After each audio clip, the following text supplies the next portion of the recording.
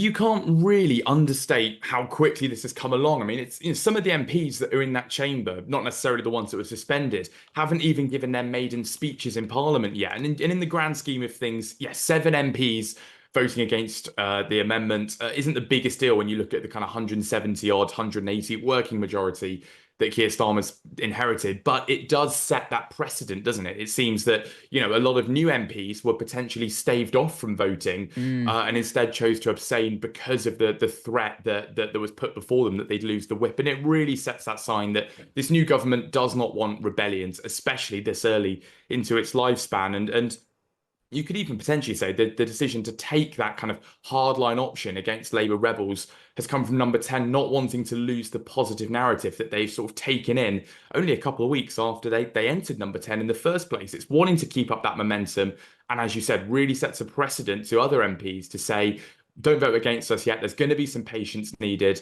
and we'll come down harsh if you do. Now, should the long-term sick be forced to get a job? That's one of the suggestions from Alan Milburn, the former Labour Health Secretary, who's now advising the Department for Work and Pensions. He says the only way the government can achieve higher levels of growth is to reduce the record number of people out of work. Gary Cooper is a professor of organisational psychology and health at Manchester University and has previously done work on the issue for the DWP.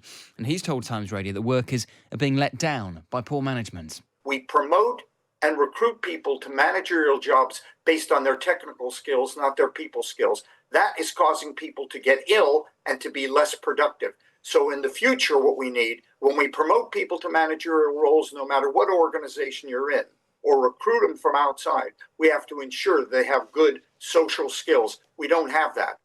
Meanwhile, Keir Starmer is preparing to face his first PMQ since becoming Prime Minister later.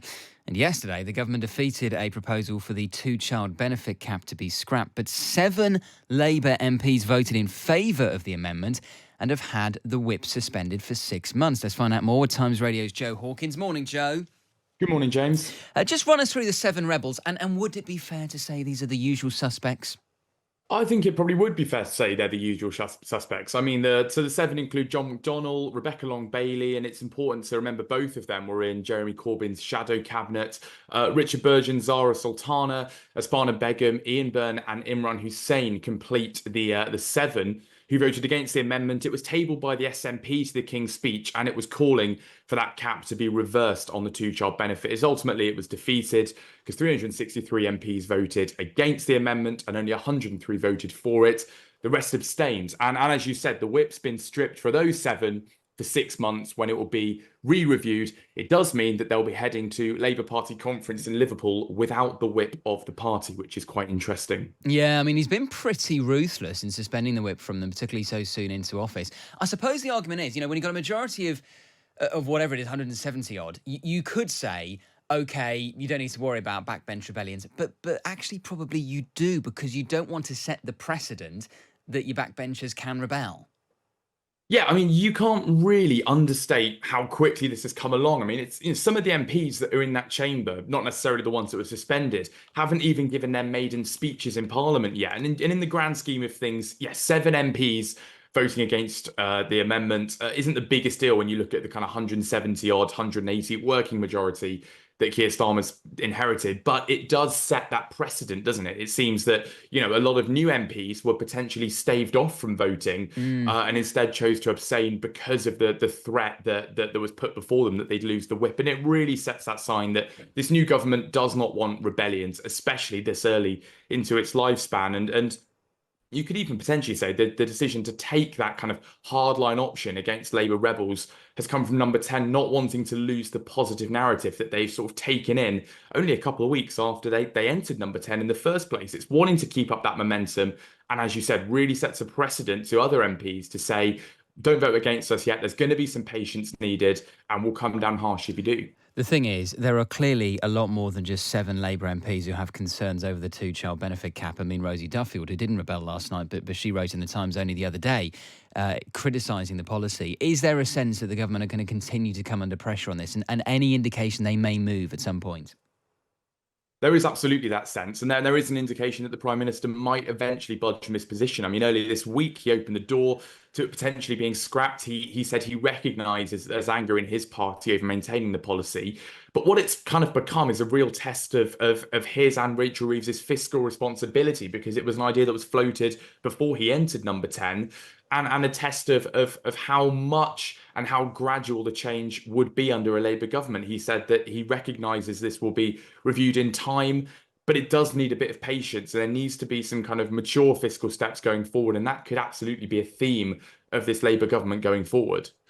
Now, James Cleverly has become the first candidate to officially enter the Tory leadership contest. He was on Times Radio Breakfast yesterday with Rosie Wright and Stig Abel, and they did ask him, are you going to enter? Are you going to throw your hat in the ring? And he gave quite a kind of lofty, non-committal answer. Anyway, we got the answer later on yesterday because he released this video to social media.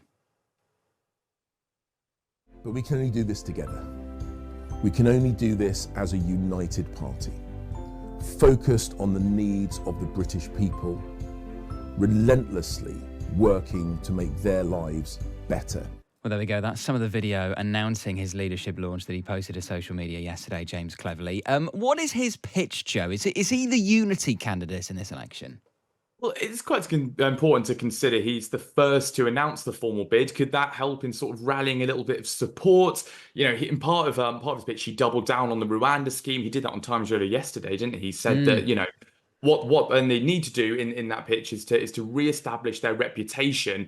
And something that is quite important, I think, to consider is there's been a lot of discussion about how the Conservative Party is going to go about adopting a new leader and whether it needs to take an ideology with it. There's debate as to whether Cleverly, where he fits on the kind of the spectrum of conservatism. And actually, one source very close to the Shadow Home Secretary who I was speaking to was quite interesting. He kind of said, I really don't get why he's sometimes put down as a centrist. He's actually a pragmatist. People said that when he endorsed Brexit quite early in his career, that would be it. That would be the death of his career. But he's gone on to be the Foreign Secretary, the Home Secretary.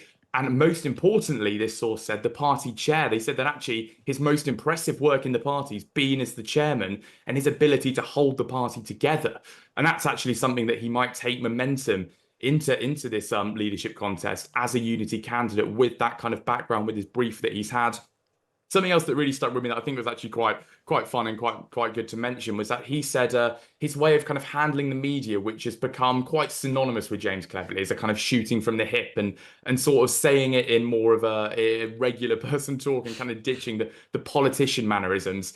He said that doing interviews is like watching Beckham setting up free kicks. It's just a blessing watching him do it. So that's quite interesting because some people suggest that actually the way that he is in front of the media could hold him back a little bit.